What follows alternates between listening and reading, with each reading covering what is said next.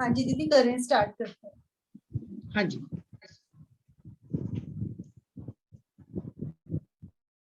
आप सभी का गीता अध्ययन के सेशन में बहुत बहुत स्वागत, जहां हम 5वें अध्याय की चर्चा पर हैं और अभी हम शशि दीदी के साथ 5वें अध्याय का 26वां श्लोक पढ़ेंगे। शशि दीदी से निवेदन कि 26वें अध्याय पर अपनी चर्चा आरंभ करें। बहुत बहुत प्रणाम दीदी को। गुरुर् विष्णु गुरुर्देवो महेश्वर गुरुर् साक्षात् परब्रह्म तस्मै श्री नमः। तस्मै श्री गुरुवे नमः। हरिओम जी। ओम श्री परमात्मने नमः। अथ पंचम अध्याय श्लोक नंबर 26।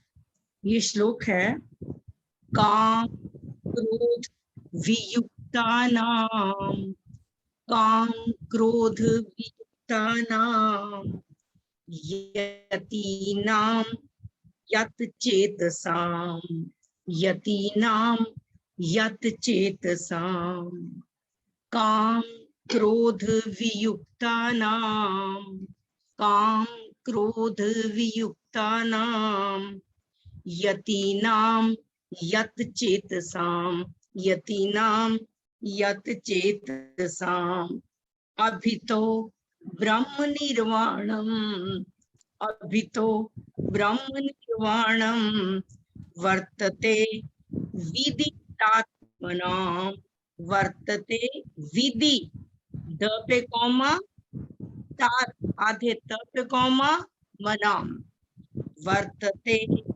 विदितात्मनां। इसमें कहा है काम क्रोध वियुक्ता नाम, कि काम क्रोध से जो सर्वथा रहित हो गए हैं, जो निर्वाण ब्रह्म को प्राप्त हो गए हैं, उनके क्या क्या लक्षण हैं, लक्षण के बारे में बताया है। और पहला लक्षण जो बताया है काम क्रोध वियुक्ता नाम, जो काम क्रोध से सर्वथा रहित हैं। लास्ट में वर्ड है ये यति नाम का मतलब ज्ञानियों से, सांख्य योगियों से। यत चेतसाम, जिन्होंने अपने मन को जीत लिया है, जिन्होंने अपने मन को जीत लिया है।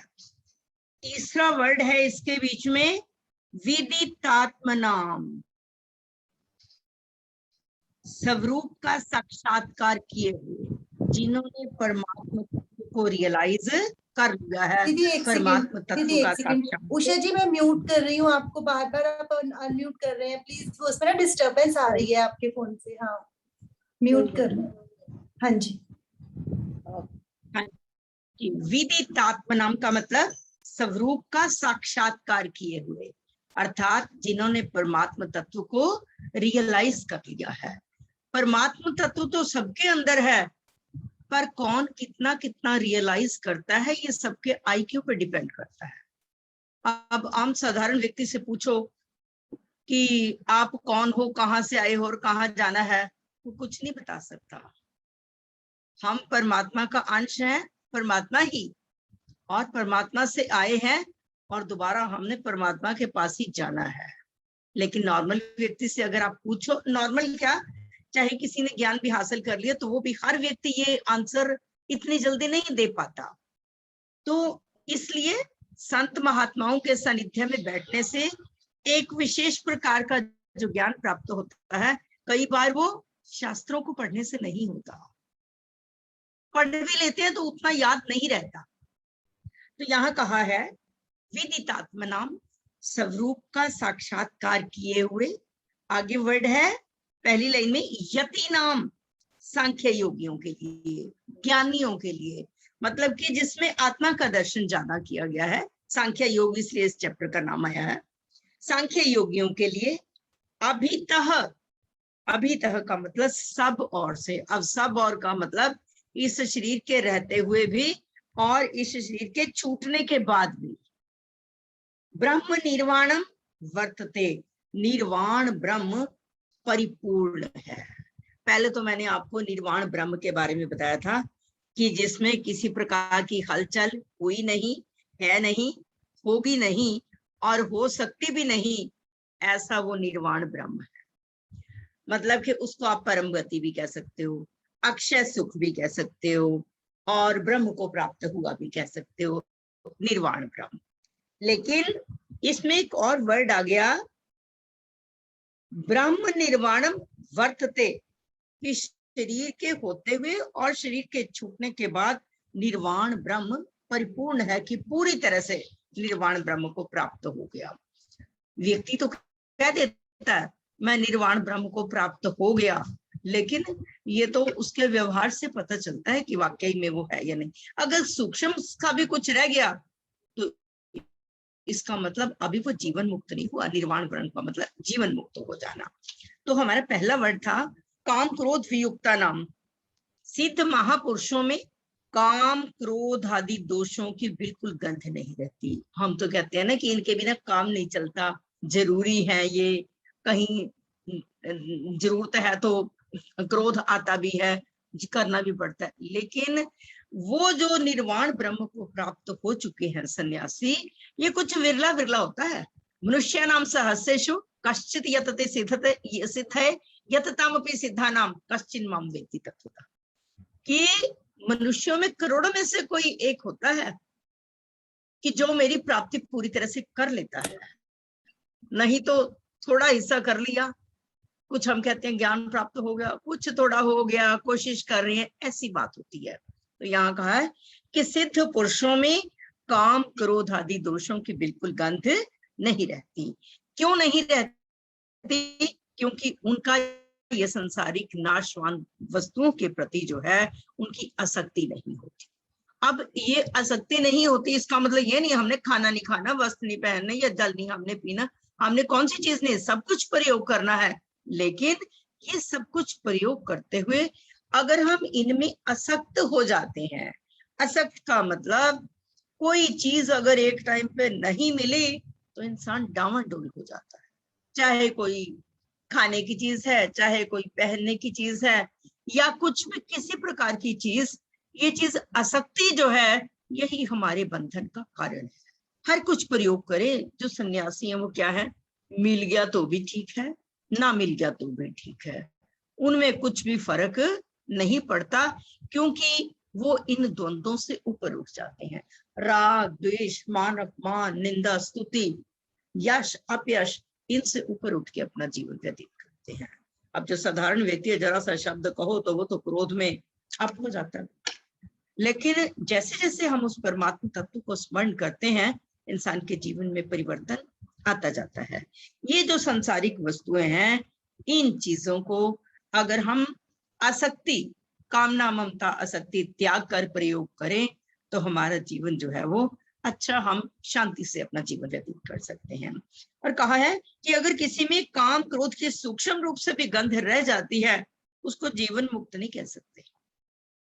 जीवन मुक्त वही होगा जो पूरी तरह से इनसे ऊपर उठ गया है, और तभी कहा गया कोई विरला ही होता है। उत्पत्ति विनाशील वस्तुओं की इच्छा को काम कहा जाता है। ये दूसरे अध्याय के 62वें और 63वें श्लोक में है। ध्यायतो विषयान् पुंसः संगस्तेषु उपजायते संगात संजायते कामः कामत् क्रोधो विजायते। कि पहले विषयों की तरफ ध्यान जाता है, फिर उनमें आसक्ति होती है, और आसक्ति के बाद हमारी कामना बढ़ती है, और कामना अगर हमारी पूरी हो जाती है तो लोभ, अगर वो पूरी नहीं हुई तो क्रोध। मतलब कि जहां कामना वाला वर्ड आ गया और स्वार्थपन है हमारा वहां पर, वो तो चाहे हमारी पूरी होगी तो भी बुरी है, अगर वो नहीं हुई तो भी बुरी है, क्योंकि लोभी व्यक्ति का पेट नहीं भरा जाता, और अगर पूरा नहीं हुआ तो क्रोध में वो इतना हो जाता है कि उसको अपने आप की होश नहीं रहती। तो इन कामनाओं से ऊपर उठ के जो जीता है, कामना ममता आसक्ति जो है, कामना के बिना बात नहीं बनती, लेकिन वो कामना हो जिसके बीच में सर्वे भवन्तु सुखिनः, उसको आप ये कहोगे कि मेरा अकेले के लिए नहीं है, उसमें हमारा अंतःकरण निर्मल होता है, जिसमें हमारी भावना बने सर्वे भवन्तु सुखिनः। जब हम इस भावना से कोई कार्य शुरू करते हैं, जैसे ये गीता ज्ञान यज्ञ चल रहा है, और भी किसी प्रकार से कोई भी जिसमें कोई भी कला है, और उसको सेवा के रूप में दूसरे को सिखाने की कोशिश करता है, हमारे अंतःकरण को एक विशेष प्रकार की प्रसन्नता मिलती है। लेकिन जहां ये चाहता है इंसान, मैं कुछ इस हिसाब से बताऊं कि लोग ज्यादा मेरे साथ हो जाए, मेरा यश हो, बस वहां वो चीज है वो प्रोग्रेस नहीं कर पाती, क्योंकि जिसमें दिखावा आ गया वो चीज आगे नहीं बढ़ पाती। हमने तो केवल उस परमात्मा की लिस्ट में अपना नाम बनाना है, जिसका नाम उस परमात्मा की लिस्ट में आ गया समझ लो वो जीवन मुक्त है।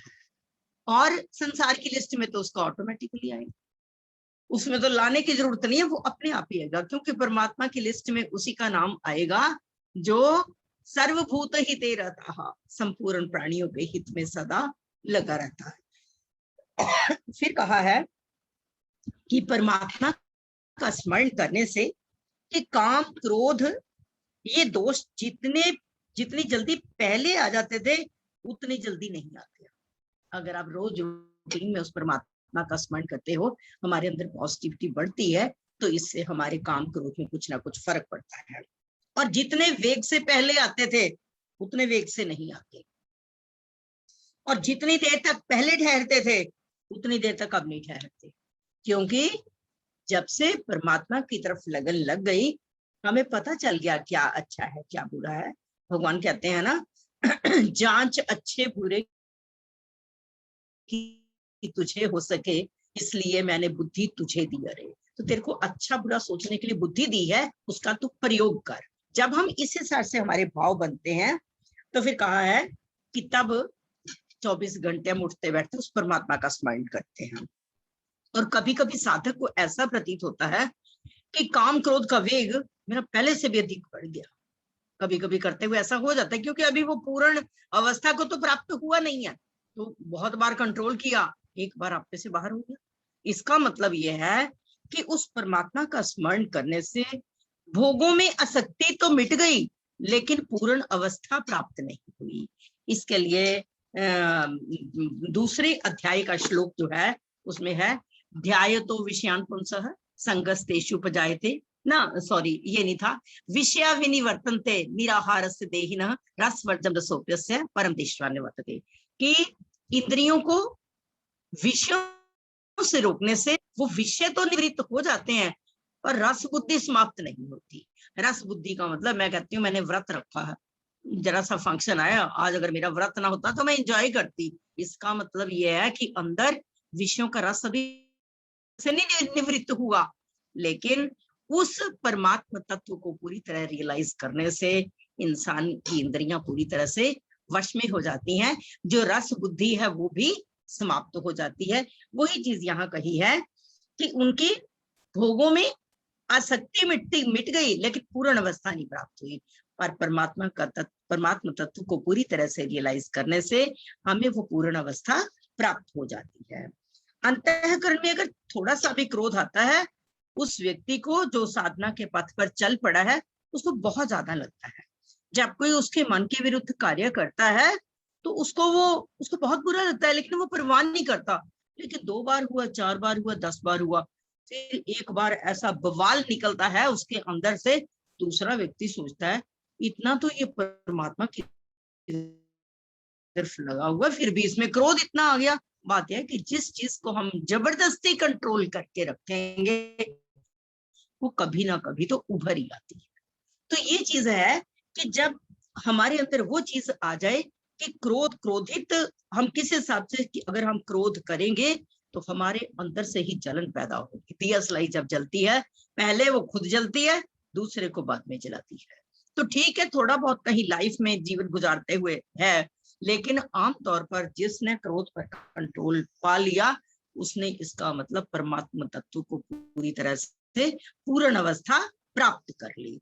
और फिर आगे कहा है